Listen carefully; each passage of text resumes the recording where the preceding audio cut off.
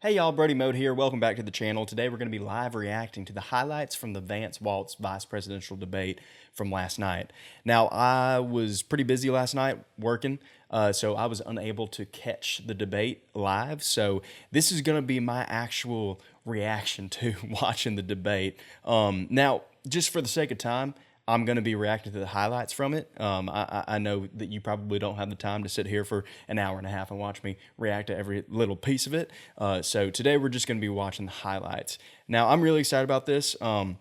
I am actually an undecided voter, not sure who to vote for yet. So this is important to me to hear the issues that J.D. Vance and then Tim Walz care about the most. So I am interested to hear some of their policies and then sort of, you know, what they plan to do if they do win the election. Okay, so let's go ahead and get into it. I'm really excited, and yeah, let's see what happens. Did he lose the 2020 election?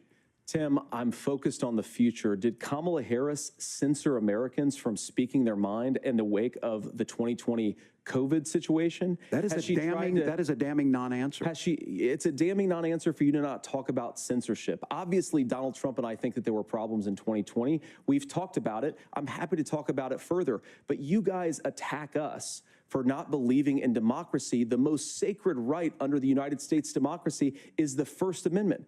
You yourself have said there's no First Amendment right to misinformation. Kamala Harris wants to use the power of government and big tech to silence people from speaking their minds. That is a threat to democracy that will long outlive this present political moment. I would like Democrats and Republicans to both reject censorship. Let's persuade one another. Let's argue about ideas, and then let's come together afterwards. You can't yell fire in a crowded theater. That's the test. That's the Supreme Court test. Tim, fire in a crowded theater. You guys wanted to kick people off of Facebook for saying that toddlers shouldn't wear masks. Senator, the governor does have the floor. Fire in a crowded theater. That is criticizing the policies of the government, which is the right of every American. Senator, the governor does have the floor for 1 minute to respond to you. Yeah, well, I don't run Facebook. What I do know is I see a candidate out there who refused, and now again, and this, I'm pretty shocked by this, he lost the election. This is not a debate. If you become vice president, why should Americans trust that you will give Donald Trump the advice he needs to hear and not just the advice he wants to hear? Well, first of all, Margaret, because I've always been open. And sometimes, of course, I've disagreed with the president, but I've also been extremely open about the fact that I was wrong about Donald Trump. I was wrong, first of all, because I believed some of the media stories that turned out to be dishonest fabrications of his record. But most importantly, Donald Trump I will say real quick, I've seen pictures of J.D. Vance before he was the VP nominee for Trump, and I swear they've got him on some Ozempic or something because he has slimmed down. I mean, he's looking good. He's a handsome fella, I got to say that. delivered for the American people. Rising wages, rising take-home pay, an economy that worked for normal Americans, a secure southern border, a lot of things, frankly, that I didn't think he'd be able to deliver on. And yeah, when you screw up, when you misspeak, when you get something wrong and you change your mind, you ought to be honest with the American people about it. You said you were in Hong Kong during the deadly Tiananmen Square protests in the spring of 1989. But Minnesota Public Radio and other media outlets are reporting that you actually didn't travel to Asia until August of that year. Look, I will be the first to tell you, I have poured my heart into my community. I've tried to do the best I can, but I've not been perfect. And I'm a knucklehead at times, but it's always been about that. Many times I will talk a lot. I will get caught up in the rhetoric. But being there, the impact it made, the difference it made in my life, I learned a lot about China. I hear the critiques of this. I would make the case that Donald Trump should have come on one of those trips with us. I guarantee you he wouldn't be praising Xi Jinping about COVID. And I guarantee you he wouldn't start a trade war that he ends up losing. So first of all, Margaret, before we talk... You know, one thing I do like about Walz is I feel like he is honest. You know, he seems like one of those people who would, you know, always admit the truth no matter what happens, which I have to say I respect. So far, I think Vance is the better talker, but, you know, that's one thing, you know, so we'll see. I mean, who's better at talking and who's better at being honest so far.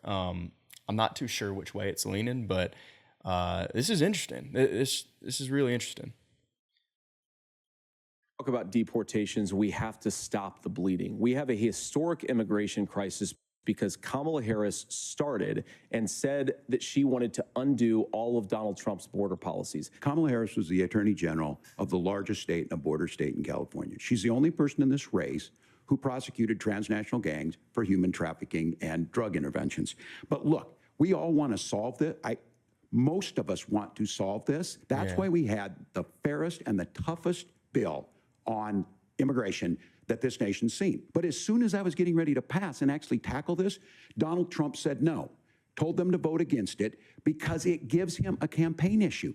It gives him to, what would Donald Trump talk about if we actually did some of these things? The only thing that she did when she became the vice president, when she became the appointed border czar, was to undo 94 Donald Trump executive actions that opened the border. This problem is leading to massive problems in the United States of America. We could come together and solve this if we didn't let Donald Trump continue to make it an issue. And the consequences in Springfield were the governor had to send state law enforcement to escort kindergartners to school.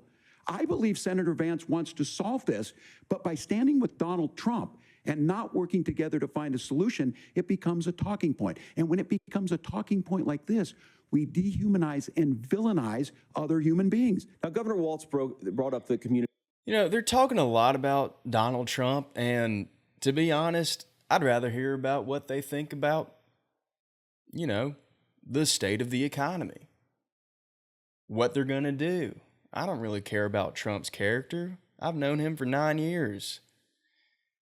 I don't know, man. Community of Springfield, and he's very worried about the things that I've said in Springfield. Look, in Springfield, Ohio, and in communities all across this country, you've got schools that are overwhelmed. You've got hospitals that are overwhelmed. You have got housing that is totally unaffordable because we brought in millions of illegal immigrants to compete with Americans for scarce homes. The people that I'm most worried about in Springfield, Ohio, are the American citizens who have had their lives destroyed by Kamala Harris's open border. It is a disgrace, Tim. And I actually think, I agree with you. I think you want to solve this problem, but I don't think that Kamala Harris does. I don't talk about my faith a lot, but can agree. Matthew 25:40 talks about, to the least amongst us you do unto me. I think that's true of most Americans. They simply want order to it. This bill does it. It's funded. It's supported by the people who do it, and it lets us keep our dignity. He knows his about Bible. how we treat other people. Just to give him clarify that. for our viewers, Springfield, Ohio does have a large number of Haitian migrants who have legal status, temporary protected status. Well, Nora? Margaret, but Thank you, Senator. We have so much to get to. Margaret, I think it's important We're because going to turn out of the economy. Thank Margaret, you. the rules were that The you guys economy, weren't going we're- to fact check, and since you're fact checking me, I think it's important to say what's actually going on. So there's an application called the CBP One app, where you can go on as an illegal migrant, apply for asylum or apply for parole, and be granted legal status at the wave of a Kamala Harris open border wand.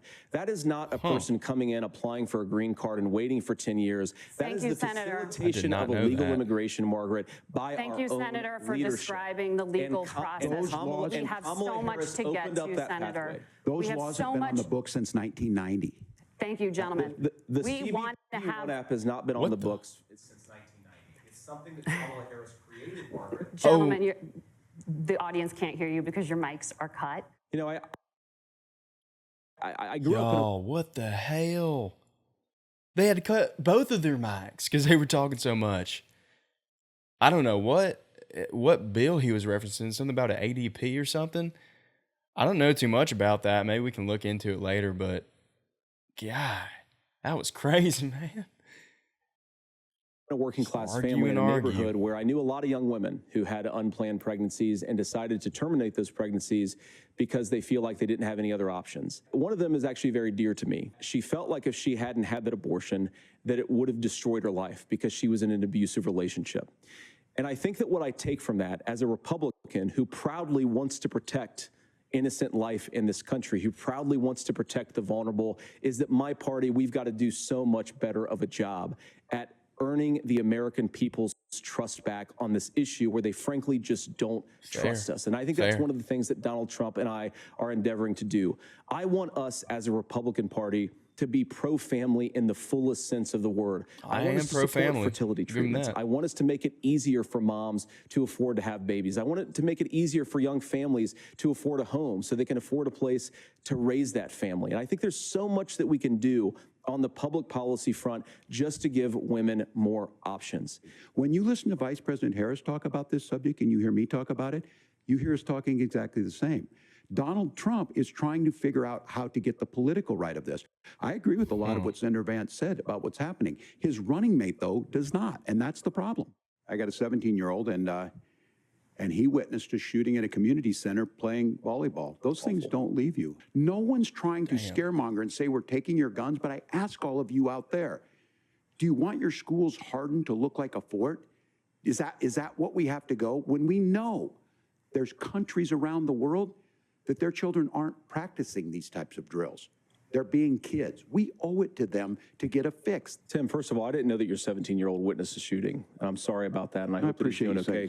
Christ have mercy. It is awful. We unfortunately have a mental health crisis in this country that I really do think that we need to get to the root causes of, because I don't think it's the whole reason why we have such a bad gun violence problem, but I do think it's a big piece of it. Just because you have a mental health issue doesn't mean you're violent. And I think what we end up doing is we start looking for a scapegoat. Sometimes it just is the guns. Governor, you say trust the experts, but those same experts for 40 years said that if we shipped our manufacturing base off to China, we'd get cheaper goods. They lied about that. They said if we shipped our industrial base off to other countries, to Mexico and elsewhere, it would make the middle class stronger. They were wrong about that. You got to keep, I agree with Vance here. You got to keep the manufacturing here. You got to. Back in the 70s, 80s, when my dad was working, it was all here. He was a carpenter. He made furniture here. And now it's just made in China, made elsewhere. Just fast production with no love or artiste put into it. I'm all for bringing it back. For that. They were wrong about the idea that if we made America less self-reliant, less productive in our own nation, that it would somehow make us better off, and they were wrong about it. And for the first time in a generation, Donald Trump had the wisdom and the courage to say to that bipartisan consensus, we're not doing it anymore. Much of what the senator said right there, I'm in agreement with him on this. I watched it happen too. I watched it to my communities, and we talked about that. We're in agreement that we bring those home. The issue is Donald Trump is talking about it. Kamala Harris has a record, 250,000 more manufacturing jobs just out of the IRA. May I respond to that? That's good. Yes. That's good. So appreciate that. So if you notice, what Governor Walz just did is he said, first of all, Donald Trump has to listen to the experts.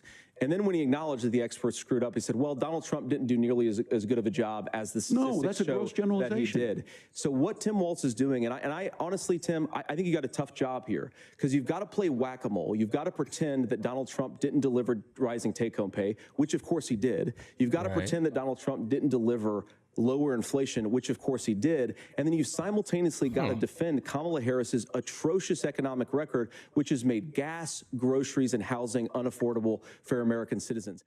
Well, I mean, to be fair, Biden's been, sorry. Let me pause Go to motionready.com to add this.